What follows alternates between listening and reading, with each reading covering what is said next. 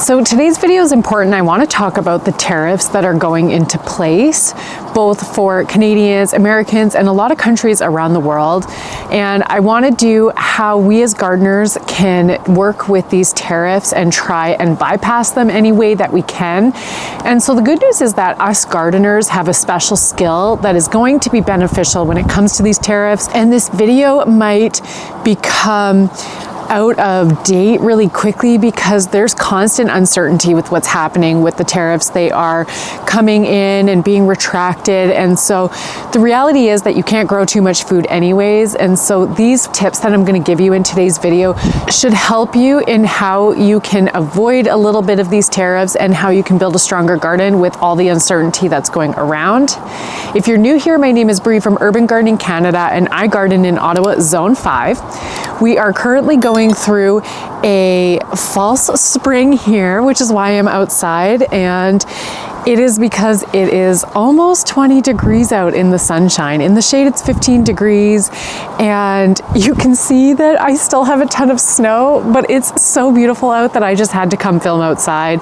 And I am pretty passionate about this conversation that we're gonna have today because I'm quite tuned in with politics and economics, especially with my financial background that I have in my education. And so I'm hoping that I can bring that financial training that I have together with gardening, which is where my other hobby and interest lies. And so I'm hoping that these tips can help you today. And you'll want to stick around till the end because the last two are really important and useful tips for you. Okay, so before I get into the different tips, I just want to clarify that the tariffs are going to be different for everybody depending on which country that you are living in and watching this from. And so the easiest for me is to talk about what's happening in Canada because I know which government websites to trust and where I can get my information from. So unfortunately, I don't have a lot of information for the US and any tariffs that you guys are experiencing. But so all of this information for me is relevant as of March 2nd. So this was the second time that the US government has applied tariffs to Canada. And what I can tell, they haven't backtracked on these specific items that I was reading off the website. I did put the link to the website in the description below so you can figure out where I'm getting my information from.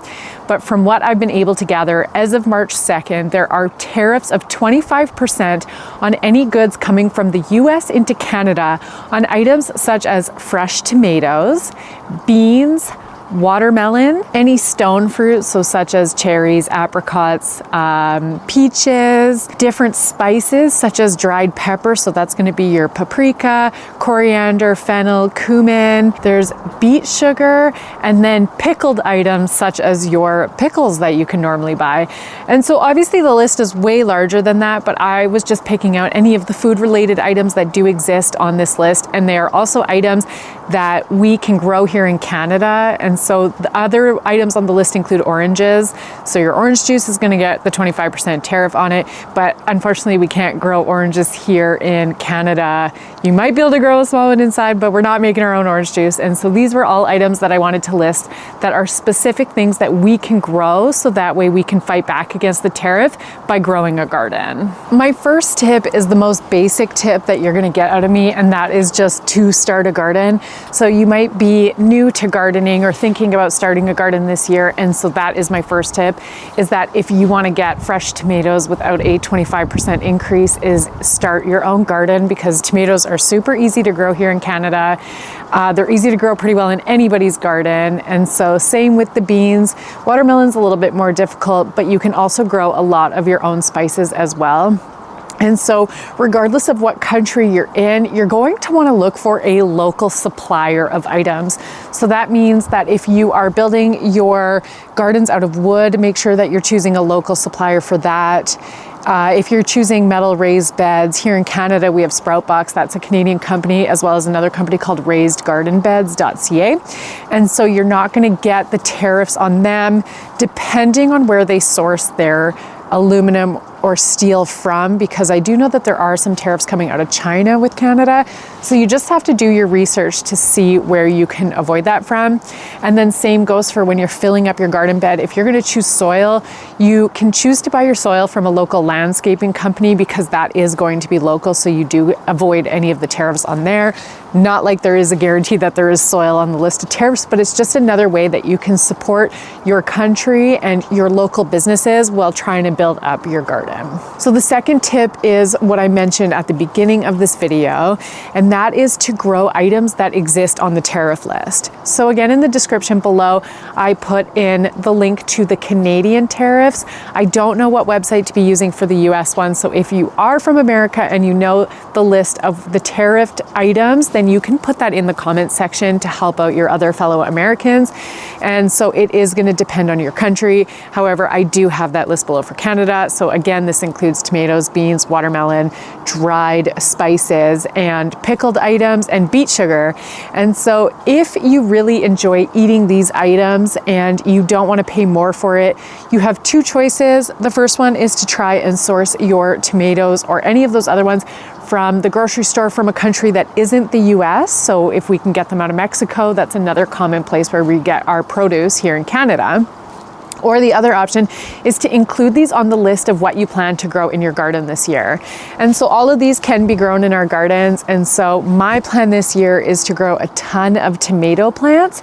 So that way I can make my own pasta sauce. I might try to make my own salsa. I've done it fresh before, but never jarred it. And any type of the whole tomatoes that you can buy in cans, because I make tomato soup out of that. And so I am going to try and save all my tomatoes this year and grow extra, because regardless of the tariffs, I have found that tomato sauce is incredibly expensive now, especially organic tomato sauce. And since I grow organic anyways, I may as well make my own. And so that is my plan, is to make sure that I either grow all of my own stuff or I can find it from a country outside of America to avoid those tariffs. So before I get into the next tips, I did want to give my newsletter a quick shout out. If you're not already on it and you want to join, I send out a newsletter twice a month. And in this newsletter, I give you updates on what is new on my website, new on YouTube, and also I do a unique topic every single newsletter. So this past month, I talked about biodiversity in your garden. And a lot of times I talk about different unique insects that can find their way into your garden too, and how to manage them. So if you're interested in signing up for my newsletter, it's low commitment, 2 times a month, and I have a little preview of it here for you, and I'll put the link in the description below, and I hope to see you in my newsletter. Okay, so let's get into the third tip. Okay, so this specific point isn't quite so much a tip as it is something that I wanted to bring awareness to. And this is that the food banks are going to be struggling with these tariffs. And one of the pillars of Urban Gardening Canada is about food security, and I do food security in a couple different ways. The first one is by teaching you how to garden for free, and the second one is to bring awareness to what is happening in the food banks. I did see an article that in the US there is going to be funding reductions to the food banks, and then on top of it, with the tariffs that are being applied through this global trade war that's happening, the food banks are going to have an unprecedented amount of stress. And so they're already seeing a collapse. The Canada Food Banks is already saying that they're seeing a collapse in the food bank with lack of funding. And so these tariffs are going to make a bad situation worse. And so what you can do is contact your local food bank. If you have a small regional one or you have your major city one, contact them and find out if they take fresh produce.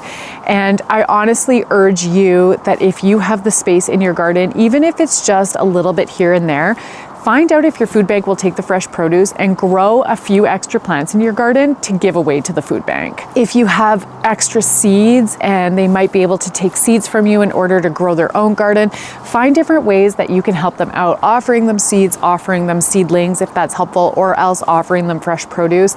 I think it's really important during this time that we come together, and if there is a way that you can support the food bank and all of the people who need the food bank, there is information out there now that people who used to donate to the food bank are actually having to use it now.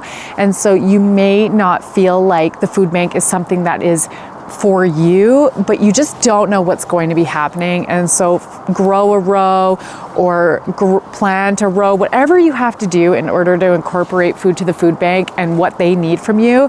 I highly recommend finding out about this and helping them out. And so my final tip is to shop at your local farmers market, of course. You have farmers local to your area and they need your support more than ever, and you're not paying any tariffs on the food that your local farmers are growing for you. And so the best way outside of your garden to get local, fresh, organic food is to support your local farmers market. And so this is the best way to be avoiding the tariffs if you have no other way to do it. And so it's a super simple one, and it benefits you, it benefits your farmers, and it's just an all-around good thing. And farmers markets are fun to go to. And luckily for us here in Canada, the farmers markets, some cities like Ottawa here run them year-round, and other ones should be picking them back up shortly. So make sure that you check out when your farmers market starts and how to get there. And you can also sign up for a CSA box, which is a community supported agriculture box. And this allows you to get regular food delivered to you. And it supports a farmer at the same time, which gives them consistent revenue. So this is also another way to help them out. So whether you go to your local farmers market or sign up for a CSA box, these are two ways that you can avoid tariffs while getting local fresh food. And that is everything for today's video. I hope you enjoyed this and you found it helpful. If you did, make sure to give it a thumbs up, subscribe to the channel, and I'll see you in this video here. Bye.